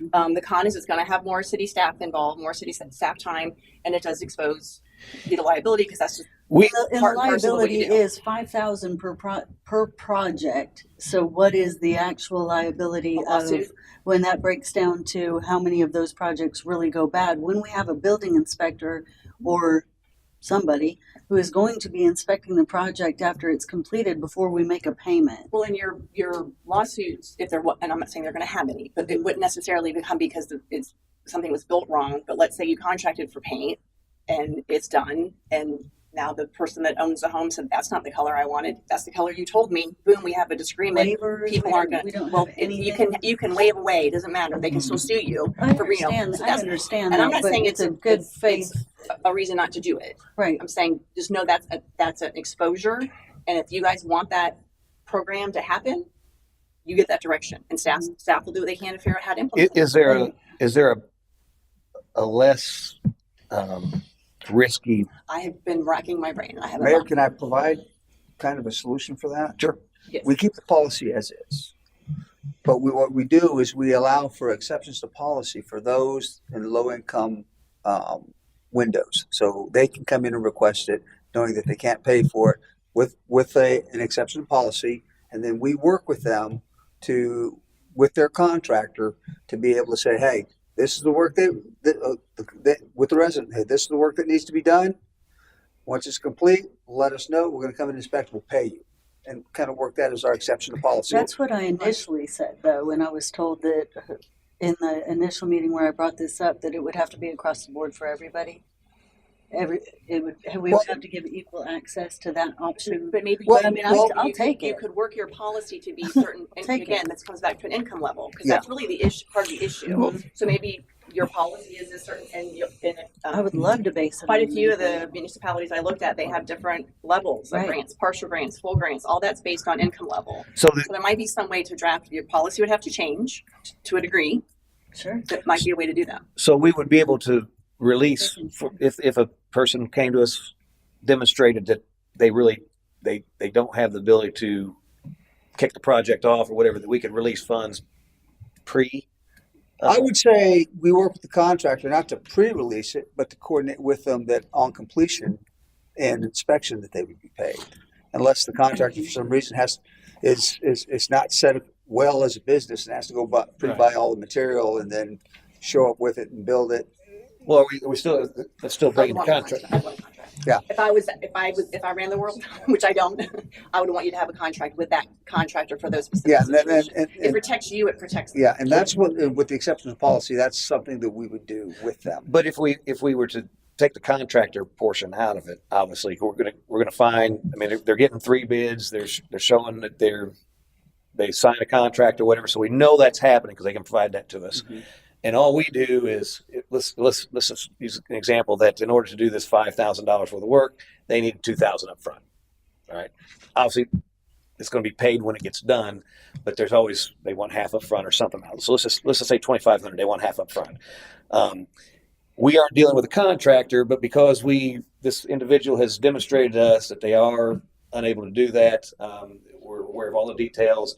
That if we approve it, that we can actually release that $2,500 payment to the homeowner on the front end instead of the back end, and that with the caveat that if something happens to the project or whatever and it doesn't go through completion or whatever, that they're on the hook for that, and then we leave the property You need a contract with with the homeowner though. that. I'll have a contract with both. Why release a contractor that may walk away with your city $2,500? Well, if they do that, it's on the It's homeowner. tax, right? That's taxpayer money that you're gonna hand over and tell the homeowner who might be the one getting the short end of the stick when the contractor walks away, and you're gonna sue the homeowner when you should be looking at the contractor. That's who just violated that agreement, Can we have which you a don't list? have unless you have a written agreement We with have them. a list of preferred contractors, and we can't refer people to them, but can we have like a list That of? agree- I know, that I agree to don't payment think they should be in the back told end? who to hire. No, No, but- a list where they can. I mean, choose that's part of from. my problem with this. It was so restrictive on Right. who could be hired, No. on the city approving the job, the Yeah. city Well, that's approving the the city plans. did It's it. just it's No, like that was not what this I was was trying to so piggyback on. restrictive. She's just trying to facilitate Yeah, payment. I was trying to say this can be done. Yeah, not that we had to follow this. No, Yeah, well, right. Well, that's because No, the you're piece you looking at this. and the as- piece you like that's in there, part of the reason that piece can happen is because all that other stuff's happening. Because it's Right. truly a procurement by the city, and the Delray Beach CRA actually found out the city pays it, the CRA doesn't pay it. CRA physically hands the money over, but it's all city backed. It's not even the CRA, which I thought that was interesting, and I didn't ask any questions because Well, so at the end of the day, how do we help our Right. poor people Who have, fix up their properties that we want them to fix up? you say you want to do that. and otherwise, I'll why staff are get we policy helping in the place. wealthier people Right. to fix up their properties when they have the money That's to why I do it think themselves? And that keeps coming up. So I think that's. But I think everybody that's a should have different- the everybody that lives in the city Mhm. should have the. I don't agree with that. If you live here, then you should be available to to put in for that. Yeah, I agree with that too. I mean, it's, You know, it's just because I pay taxes, they pay somebody taxes. has more No, money I'm than not. I'm somebody- not saying that I want it gone. I'm just saying we have to provide a way for the people who don't have the money to I get access agree to with it. you, but you also want to wipe out the No, people I don't. that do have any No, more I money, don't. which happens all the time to anybody that No, I has don't. money. They don't get any. I'm just saying it is only benefiting those who have a large, a much larger amount of money than our poorer residents, which are all over our city. If I may, do we like the idea suggested by your city manager of maybe implementing some kind, and it would have to, I think it would have to include some kind of a income threshold to do this. That if you meet a certain level, then you may qualify for the program we are helping with the contractor, which would be agreements between the city and the contractor and that homeowner, and the city's facilitating those payments. Yeah. If you don't meet that lower threshold, because you can pay the 5,000 to get the 5,000 Mm-hmm. or whatever, Oh, you wouldn't qualify for that part of the program. You'd actually, I was thinking there's two different programs. I would agree to that without restricting anybody that did have more from the same amount. Right. What's that? I missed the last Have the one. exception Yeah, that policy. I think is a great Oh, idea. yeah. And that you could do on the income thing, but I don't think you should say, well, you are allotted, you can get this much money, but you can't. I We think all live in the city, we all pay different- taxes, we all. the No, income threshold, and correct me if I'm wrong, the way we used to have it is if you once you exceeded the income threshold, that it used to be $1,000, but it's $5,000. You would have to basically spend $10,000 on a project to get 5,000. Mm-hmm. There was a You matching grant. It was a match. Whereas Right. if you were under the threshold, you could just do a $5,000 project and get $5,000 Right. back. So it But was there was basically no. a 50% reimbursement up to the same amount, but you had to spend more to get it Mhm. if you were a wealthier person. That's how it used to be. But then you get those people that are right there in the middle, they're not the wealthy people. Well, it's not wealthy. Well, It's that poverty. It's But not I'm just poverty. saying, I'm saying, you gotta think about all the people that are right there in the middle too, and that'll affect them. And really, those people in the middle. I don't wasn't have even going money to either. push that part of it. I got very little response from the general public, the residents about that. As far as the matching grant part, people just weren't interested.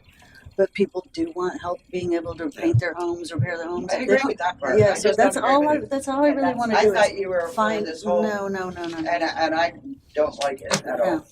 So the That was just Consensus a that miss. Yeah, staff look into that idea of Yeah. kind of two different. how we can do I think that. Yeah, and the only concern that I have is here's something that we're going to have to deal with.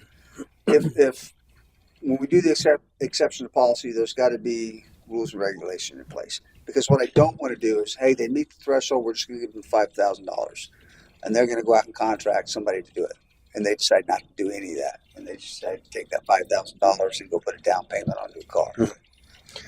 I will No, say, I don't want to do that either. I would say this as well, because the way that it's set up now, I get 3 estimates. I don't have to take the lowest one. Mhm. I can take the highest one. It's still Mhm. but I think if the city engages from the perspective we are, we're going to look at those. And I think we need to. No, you don't like that? I don't like that I- either. I don't think they have to take the low, because those, No. assuming this works and you have this exception or a separate program to fit this particular set of circumstances, it's going to be the city making the selection, right? So they're going to have their information. It's under the city procurement threshold for bid requirements. But of course, you're going to want to, ask a couple different people how much you're going to charge to paint this house, and the You city's got- going to have to make that You have somebody that analysis. shows up and, old Peter truck, whatever, and they gotta borrow your ladder and they're the lowest bid. Or you get the next guy who has his own ladder but Well- that city's gonna make you take the first guy Let me- because. Yeah, let me take that back on the lowest bid. I think if you don't have the money to do it yourself up front with a reimbursement agreement, and you have to have the city basically go out and make those payments for you or whatever, I think you have to have the city select. Yeah. You may want to use the top dog, but the city looks at the 3 and says, well, no, I don't like the lowest one, but we're settled here in the middle, and this is the one we're going to go with. I think you have to let the person that's actually on the hook for the payment. I would say even the city should be the one asking for the bid, the quotes. because it's And we would want to use, I mean, I think we need to, it's a selection process, right, for those people. And we wouldn't pick the guy in the beater truck borrowing for people's ladders or whatever, because he wouldn't be credentialed and We've licensed all those licensed and all, I mean, insurance. so, We like that. Yeah. Well, Mayor, I was asked this question by Derek. He gave me a whole list of questions. Basically, it's everything that you're discussing right now, and I gave direct feedback and input if I was the guy that had to make decisions on it. When it comes to vendor, my response is allow them to have vendor of choice as long as it doesn't exceed $5,000, because that's what you're giving them. So if they want to hire the top guy to do whatever project they're doing and they want to maximize that $5,000 for their project, by all means. If they want to take that $5,000, find a lower bidding contractor so that they can do more with that $5,000, by all means. What I want to do is give the resident the option of how they want to invest that money into their property, as long as, and I think the big thing is, as long as it meets the guidelines in which this grant is being provided. Aesthetics, repair for those certain items, and not to be used as a home loan grant that, you know, people are using to remodel their house, getting the $5,000 every year, and before you know it, they've got a huge fence around their house, they got a new pool, and things like that. So that's my only concern with it, is give them the vendor choice, but with the use of the actual program, just kind of monitor the program so I don't have Sally or Fred every year. And before I know it, their projects that I'm observing aren't within the scope, and now they've taken that and abused the whole process, and now they've just created an entire. so that's the abuse of it. It's rampant in government all the time when you put these plans out there, is people game the system. And so what I don't want to put into place, because what the goal is to help our impoverished, right? Yep. It's a very noble goal. We should do that. That's what we exist for. But what we don't want to do is put something out there with that's not well managed and well regulated to allow somebody to come in and say, okay, well, I want to paint my house, buddy. I know, do it for $5,000. I get another bid from a rental company that's $3,000, and I tell the city, and I ain't got the money. I need the city that, hey, I want this guy to do it for the $5,000, and we write the check, and we know that it's too much for the job. You see what I'm saying? Okay. You open yourself up to basically wasting taxpayer dollars, and that's not. And that's why that decision ultimately needs to come back to the city. So we have to have some oversight into who's being selected.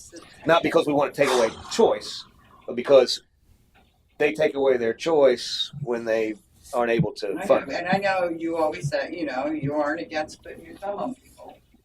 But I wouldn't want somebody's thumb on my project. No, that's not the goal. It wouldn't be on Right, yours. It would yeah. only be on the Any person ideas who on that? needs the help. It's either you Who's let, to say I don't need help? well, okay. I don't. I don't mean that. What I mean is I don't care who they are. a person who needs $5,000 from the city might not have the freedoms to choose that a person who doesn't need 5,000, but they're getting $5,000 from the city. I'm not getting their against, house against helping people So, at all. I you want to make sure that we do it in a way that you are not, that now you have not taken over their project for their own home. No, I don't like I don't that think at Yeah, all. and I agree with you. right. I mean, agree. What is this 5,000 really going to cost I think me? It's really gonna if you cost me ask these me people, being able to say what to do with my home. I do think if you went out and talked to these people, they just want to paint their house. They want to fill the holes in their siding. They want the roofs. They want the tarp off their roof, and they don't have the money. I don't think they're worried about these little things that I we're think worried they about would be right now. eventually. Well, maybe if they had. I think we should look out for that part of them too. Okay. Well, Not just the part you need the money, but the fact that we believe you can make your own decisions. Yeah. 100%. And there has to be a happy medium in there. And I understand the liability of it. So there's got to be some way to work it together so that the people can get their projects done without restricting them to the city doing it. But the grant that we're offering is $5,000. So I like what it's not. you said It's about not. It's not. It's not like, well, you're only doing $3,000. We're going to give you $3,000. It's a $5,000 grant that we're providing them. let them paint their house, and if there's residual and there's other things that they can fix, have the opportunity to do that, because that just benefits Isn't them. it, that's Yeah, wrong, it isn't doesn't- it? It's the amount of the doesn't get job. paid out. Currently, I wanted to, this is one of my questions. So we, this fiscal year, awarded 10 grants, and all but one, the project value has been beyond the $5,000. And so that's where we verify that you've gone past the 5,000, you're capped at 5,000, your project may be 6,000, but you only get 5,000. On the flip side, your project may be 4,670, you're gonna get 4,670. When we do direct payment, my question is, on a project that's $10,000, we direct pay $5,000. How do we navigate the amount due with the contractor? Because we maxed out on our contribution. How does that? I think Amount you probably have to have the additional from the 5,000 shown that it's going to be paid. Maybe we take it in escrow It or would be- something. They're really quick at doing the inspections Mhm. and then come in and give it and then passing out the check. They're really quick at that. It isn't like a contractor's waiting a month.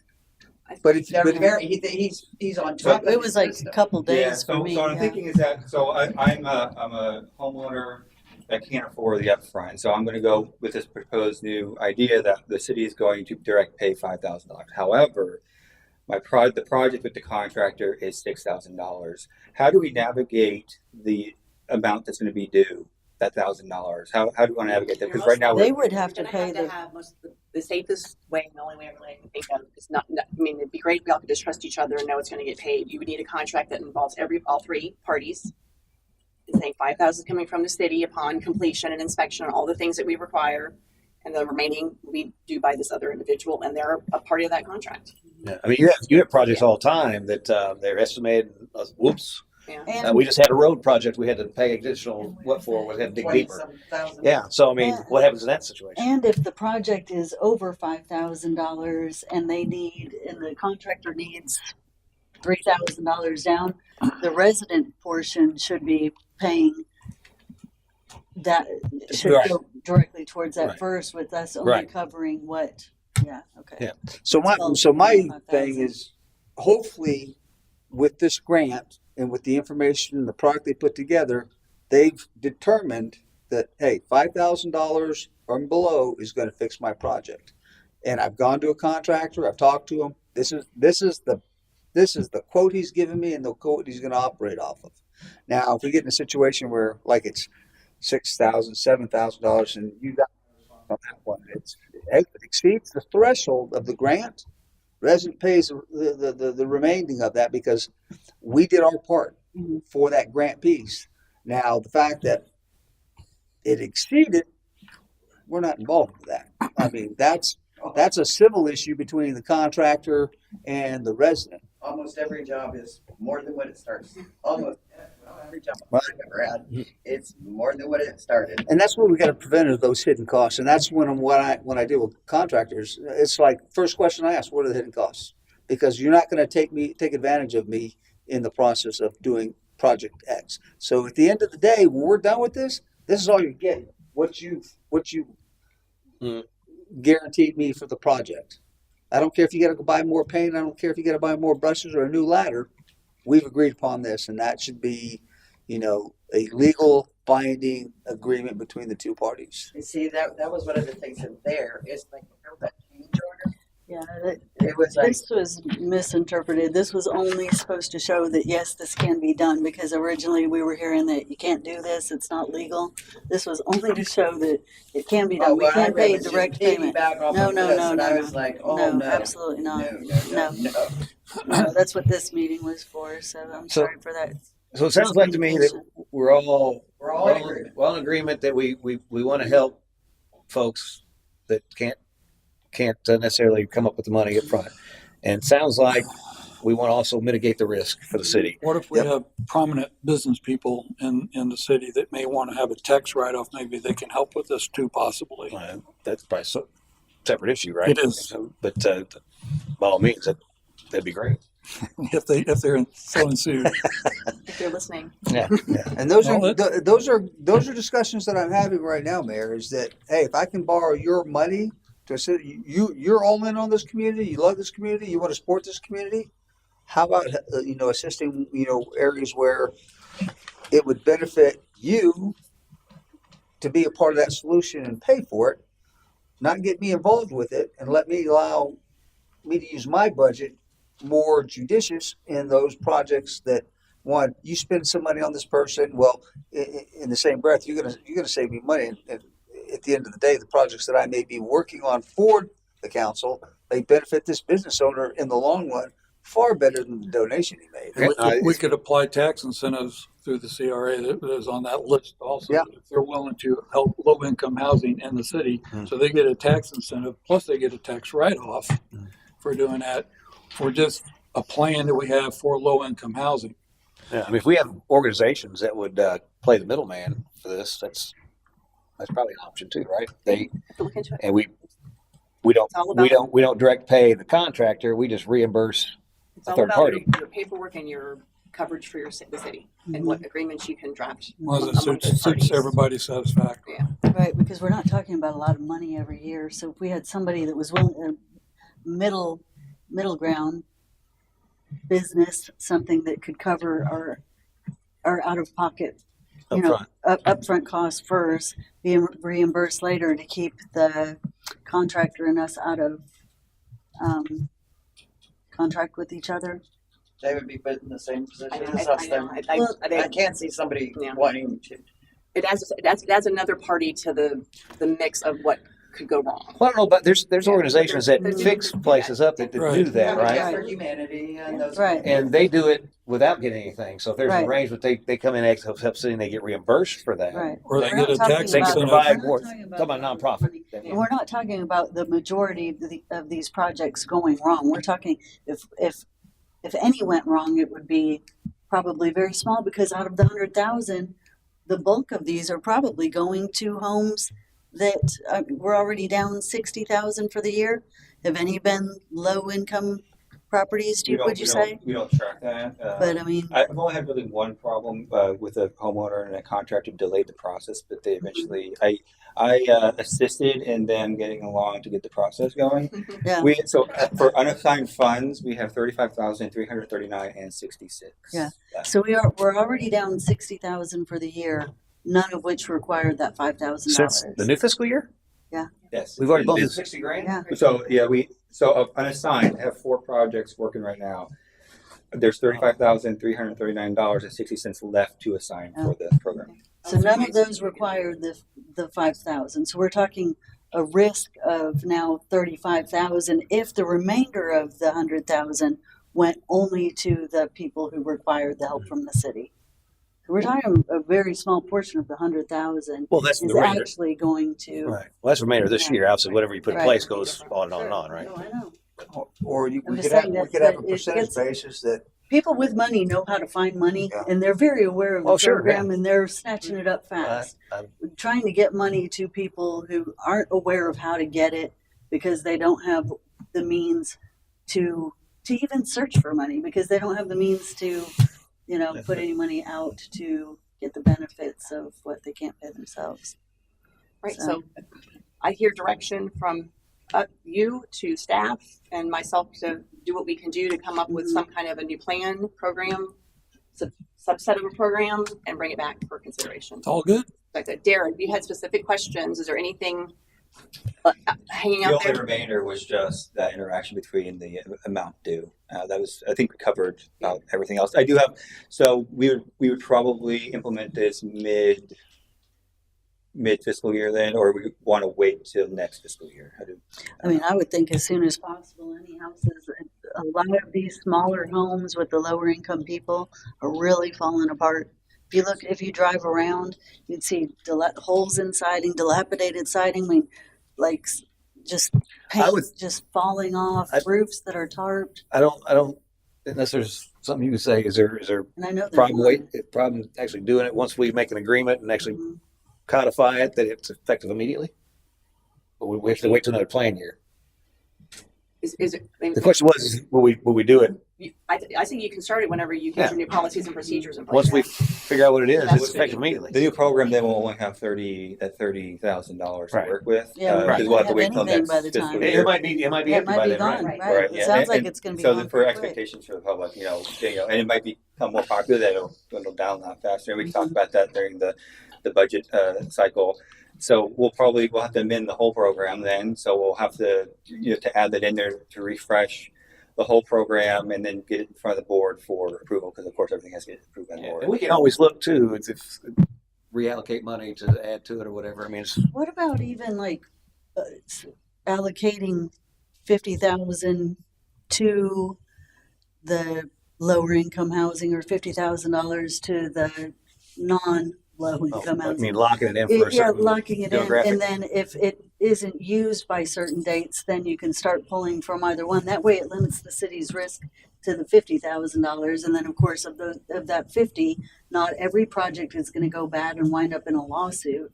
So you're really mitigating the risk to half, and then much lower than I that. think, where are you gonna pull that money from? I think in your plan, it does talk about affordable housing, so you could go from that angle to an affordable housing type of program as well, because Mhm. that's one part of the plan we haven't really touched on. So it'd be nice to be able to touch on it however we can.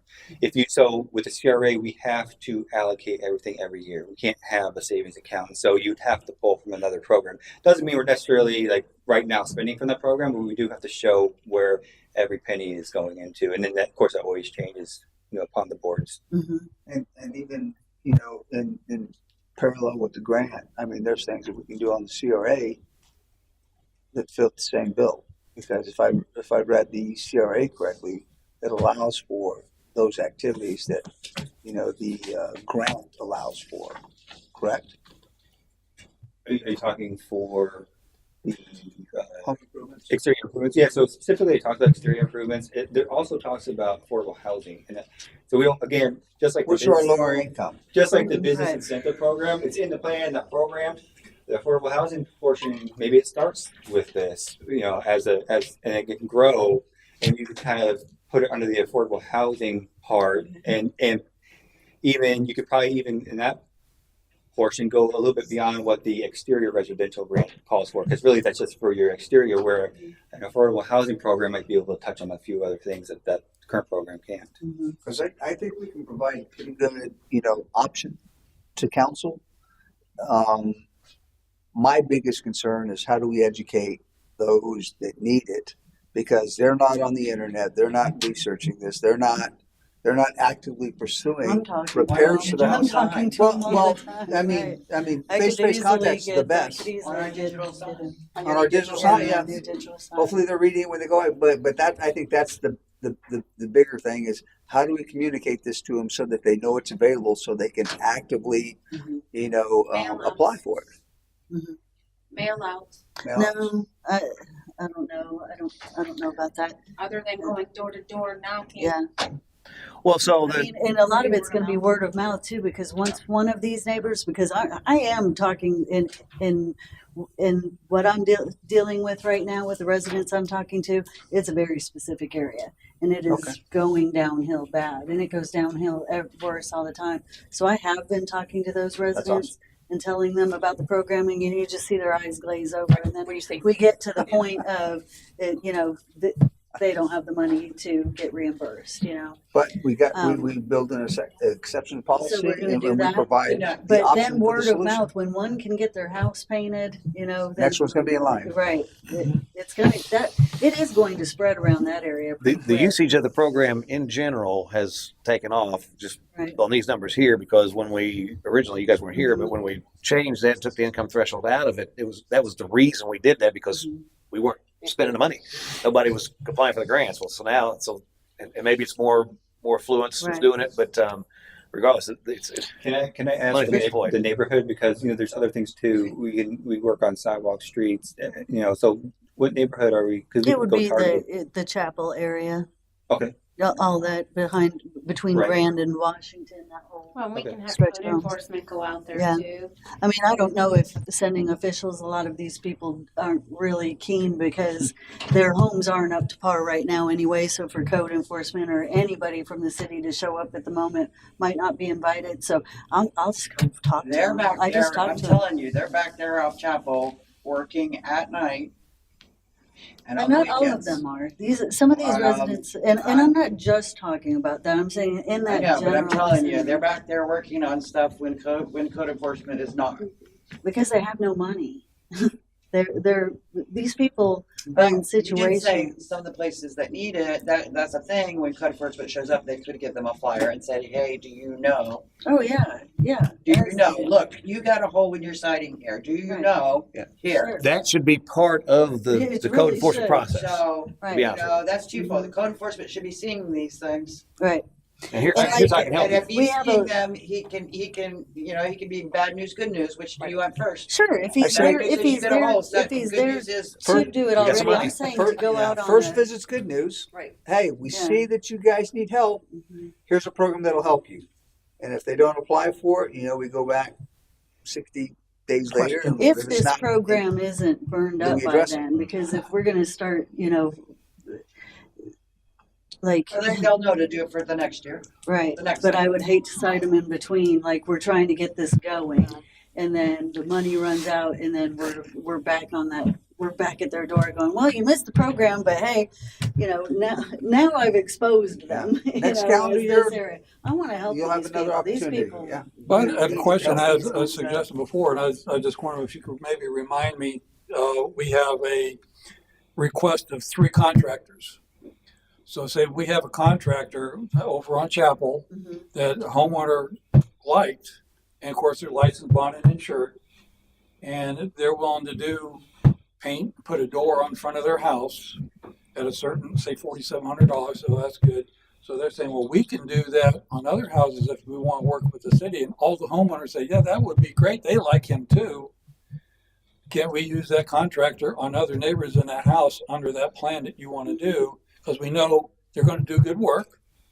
They're licensed, bonded, and they're reputable. Well, until he doesn't, right? Until there's a Homeowners mistake like- that's they made, wanna then use Well, they can always put their signs in the yard, and then Well, the why do residents- they have to do the 3 bids Sure. if they're preferred? We recognize and they want to use them. We like them. They do the work. They're responsible. They like them. They want them to do the work that they want done. Can we do that? That way It's they'll good go get business. paid. It's good business to get more. Just It for is, anybody, it's good business to get more than one. but is it Yeah, required? believe me, when you're doing a project, you find out all kinds of Do things you by know how getting your hard it bids. was for me to get 3 bids for tree removal last year? Like, it took me months to get that process done because people said they would come. They never came. People came. They never sent me a bid. I would reply again. They would say they'd email it to me. It never happened. I went through just. Well, if the I can't tell you homeowner how wants to many get 3 people bids to get 3 for bids. his Months. own preference, that's fine. But maybe they don't want to. They like the contractor I they hear never you use. They're real because good. you might have somebody that you've already used before that you trust. So I hear you. So I'm both ways on this. I would equate it to a state vetted contractor. It's like for us in municipalities, if there's a state vetted contractor, we don't have to get any bids. And so if he's a city vetted contractor, licensed, insured, does the work, good work, is there any way that we can do that? There's many questions and there's different answers. Your first question was, do you have to have 3? Right now, your program requires 3. Right. You can I was change just that. wondering Because why. if you're staying at this threshold, if it morphs into where the city is going to be doing the procurement, the thresholds are the city's procurement policies. $5,000 and under, $10,000 and under, I think.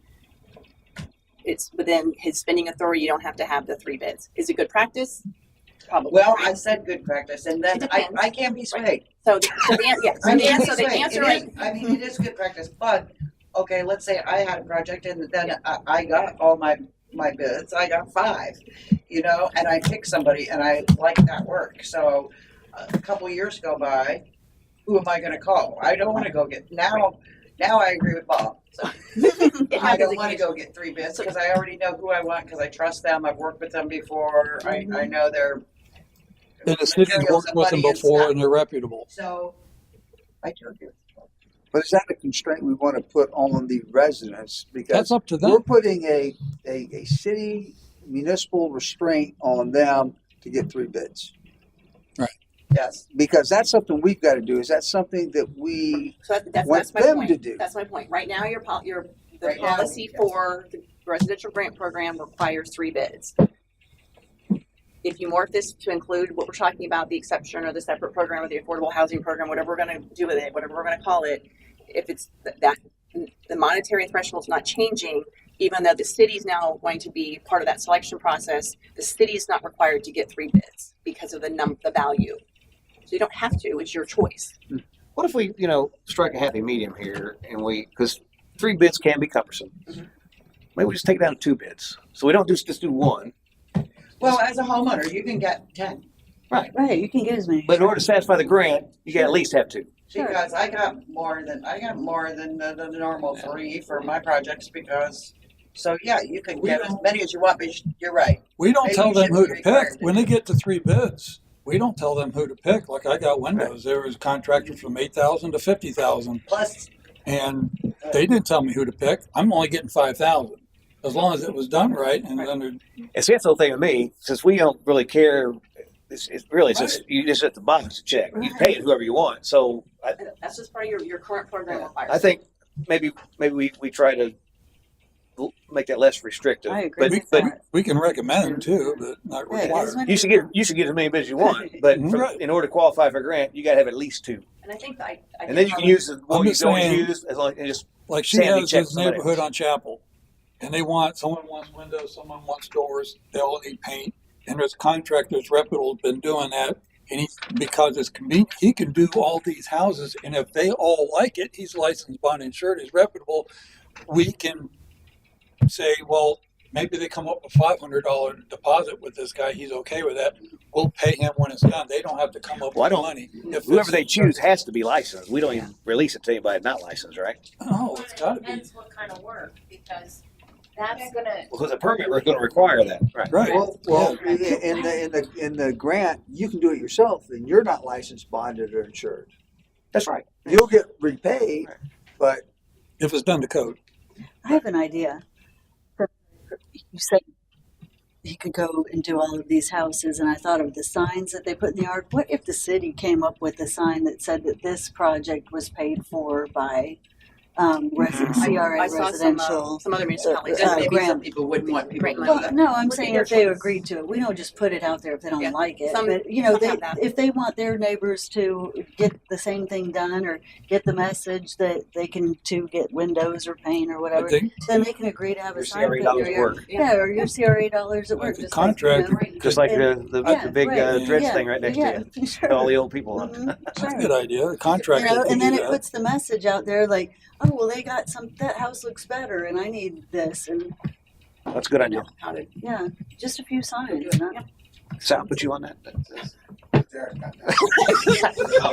I do sign design now with the other sign design, right? That's a that falls I think- under our signage contract. I think making a journal too, because you never know different situations that person neighbor might not qualify. So by doing it general, this completed by CRA should perk up maybe a QR code to the Yeah. website so they can look and see what's Yeah, available. we just put it there, a week or 2 after the Sure. project's done. It's like the other advertising and move around the city as the project goes. Temporary Right, sign. so you have what you need. I think I have what I need. Yeah. Okay, so we're good with that. All right. Any other ideas that you want to throw out before we leave you, and we'll bring it back? Well, there was one other aspect of it was the income threshold. Do we want I to don't stay off wanna- that for I now? don't Just wanna pursue that. There was no interest. well, if that's the case, I think. I mean, Before you adjourn, can I Sell be that done? But I idea. have a You couple raised things I the want to same. say. yeah. Well, so I'm gonna close board business now and then move to comments from the board. But before we do that, Yeah, right before, just on this subject, just to let you know, the reason why we've done 3 quotes in the past is to pretty much mirror the city's policy. Right. So anything above $2,500, city employees, whatever they're purchasing, also gets 3 quotes for whatever they're going to purchase, and then goes on to approval and whatnot. So that's just one of the reasons, just for transparency, and it's been. And within the law too, your CRA is supposed to mimic the procurement policy of Right. the entity that created you. So I didn't realize that. So, because the code just talks about under 10,000 is city manager discretion, but internally your policy is if it's more than 2,500, you'll Yes. call 3 painters and give the city Up to manager 25. here's this information. Okay. Yeah, currently up to $2,500 is a department head's discretion, so $2,500 and under. But anything above that, they have to get 3 quotes. Okay. And that purchase policy, has Well, been that's their internal policy. Has been- So if has they been want, part of us- if that's what they want. part for so I think the 7 years. question is So is it legal for us to reduce that requirement? As I'm reading it, the CRA has to mimic the procurement policy of the city, so you almost have to change the procurement policy. So of we the have to do city. 2 bids for the city then. Well, I don't want to do Yeah. that. So Well, What can we turn? Mayor and Sarah, I'm with you. I think that the application process needs to be executed and followed as we have designed it for the program. Mhm. Because one, that's going to give us the information, it's going to give us the person, it's going to give us kind of the income requirements, and then if they have an exception to policy attached to it, we're able to vote and make those good decisions as far as giving these individuals the money so that they can fix their property. But I think what's key is kind of holding that application process kind of intact, because if we take away from it, we're kind of taking away from requirements that one protect us and requirements that allow us to identify those in need for those projects and programs. We can change, like I said, nothing is set in stone. It's just to remember that if we reflect a change on the CRA, we have to reflect it, for this, policy. That way the state sees that, is also transparent, and they can see why we came up with that change. Yeah. So, and this was described, this was described to us during our audit process a few years ago. So any policy changes that you make should reflect to your code and charter changes. So that way they're pretty much aligned. Can we, when a resident comes to us and says that they want to start this process for this grant, can we in any way let them know that if you have any trouble obtaining the 3 bids, we have a list of qualified. That's what I've been doing. I ran into so you. we can give you.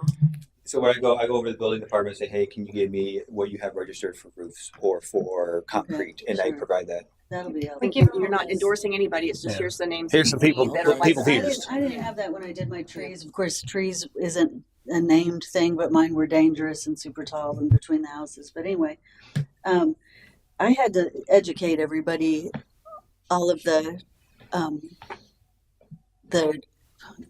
contractors, I guess, on the program so that they'd understand it. So having that in place where you can bypass that. Yeah, the biggest delay I've been coming up with is the contractors. They're forgetting to call in for their final permits. Some homeowners are taking the approval of the grant as the approval for the project, and while they run concurrently, the permitting process and the grant process are separate. No, the grant process closely watches the permitting process because they will not get a check until that permit is closed. I know the building officials okayed the project, and then we go out too and take photos as well to make sure. Right. There's a lot of these contractors, they hear that they have to do the thing and they have to get a notarized form and all that. Then they drop off. So you're left trying to get another one. So those lists will be beneficial. Do you have tree guys on the list now? I don't think we had too many, and I guess it depends on how they show up in the system, and if they're landscaping, do they do trees too? I think I've run into that sometimes. That guy was good. Okay. So I'll move on to comments from the board. Start with Member Hubbard. No, not at this point. Member Burke. Member Sutherland. Just thank you for going through this process. Yeah, I know it's absolutely. really important to a whole lot of people, Yeah. and it'll be utilized. People will be very happy with us for getting this done. And we can pull it together. I know a lot of people who will definitely do some improvements to their house and make the city look a lot better. So thank you very much. Good. I don't have anything additional. I obviously always enjoy the opportunity to get together to talk about making things better for the city and residents. So it's always a positive thing. So with Real quick, I promise I won't Sure. keep you long. I know you're right before the next meeting. I wanted to ask, in city manager's opening comments, we talked a lot about a strategic plan. You might want to talk about a workshop for that. So Yes. Throw that out there before the idea gets lost. Yes, I would like, if we can, create a workshop for that, because I would like some input from council members on what your target is. And then from that, we can actually start executing it. Because what I don't want to do, well, I'll provide you options. I'll build you the plan. I'll make decisions to help you execute it. But I think that's unjust. I think you as the council are the ones invested in this and should decide which projects you want done. And it'll be my job to build that 5-year strategic plan and get those projects started, and then provide you updates, timelines, and milestones on success of this, so that we're moving forward and we're successful with our 5-year plan. Because I want you guys to get everything that you want. But if we don't start now, we're not going to get there. Before we do that, can the city maybe formulate a something that we can fill out, so that we have our ideas written out prior to a meeting and can kind of just get through it quickly? Like, I'll provide you. I would like to, I will like to provide- see this, and this instead of just talking. I will provide you an option, and then you guys dissect that option. And what we can do is we can move calendar year events, we can move project events, we can move money depending on what we want to do. But I'll build you a plan from day one to closing day that I'll build you your strategic plan. Oh, I'll give that to you. you for the review, and then for you guys to make a decision on what it is you really want to do, and then I'll take all that guidance and I'll go back and I'll rebuild it for you. Would it, and just to kind of share what we've done in the past, not that we have to do that, but I know when Matt came in, we had a workshop, and we had I think we had several ones. We had one with staff, we had one with council, and they had one kind of together. Mhm. And we had boards and stuff, and we basically, which helped him take that to build that strategic plan. So if that's something you want to do to try to help you do your part. We can do that, because I'd like to make it more inclusive for people. Residents can attend, they can participate as well as throw out some ideas or whatever. But I do have that mental capability to just knock it out for you Sure. if you need me to. Any meetings we can avoid. But again, since you're new, I didn't know. I'm all about building options and solutions for council. Do the drawing, and then we'll go. Yeah, do back straw man, and then we'll get together. We'll go back with the crayons. Sounds great. Yeah. Sounds great. I'll Did you want to pick a date now, or just leave that to him for when he's ready and he'll set a date? Some Sal? So, in what the mayor was saying, a resolution was formed, and I re-forwarded that to you today. Okay. That resolution was created in '24, which basically outlines the strategic plan that the council designed at that time. Okay. What I can recommend to save a lot of time is to revisit that resolution, look at the breakdown, and then basically cross off or add anything that you want to add or keep to that resolution. Council or CRA or both? My comment is that the CRA already has a strategic plan that has to follow state rule. I mean, that's our CRA plan. Right. And so I wasn't sure. I was going to ask, are we talking about city Yes, strategic plan or CRA? Because CRA is. That was my follow-up question. Are Yeah. we talking about the city strategic plan? No, or I'm talking sorry. about the CRA strategic plan, because the city strategic plan's much more comprehensive, and there's a lot more that I would like to discuss when we get to that. But I think this is kind of our immediate target right now, Yes. because this is something that if we delay, we're not going to achieve our goals. So the resolution covers the city's strategic plan. Okay. You need to formulate a CRA one. The CRA has different rules when it comes to strategic planning that highly involve the state process as well. And so it's been about a year or two, we have an updated approved CRA plan, and it's a little different process because it is the CRA. And so I know we can go together through it together, but ultimately there's certain things that have to be in there, certain things that cannot be in there, and certain ways about getting it approved. It'd also be the time to address changes in the boundary and other like deep rooted programmatic things as well. We're going to get together. You got no choice. Absolutely. And a couple of the smart guys will definitely sit down. We'll go through all this so that when we do present for council for their working group, they can give more guidance, and then we can bring it to council for a vote. Sounds good. The only other thing I wanted to say is remind me before the end of the council meeting that we need to talk about a workshop for special magistrate. Do we even need a really? It's up. We can do it. We can do it during a meeting. Can we? It's just going to take a while. As a discussion item, and just see if there's.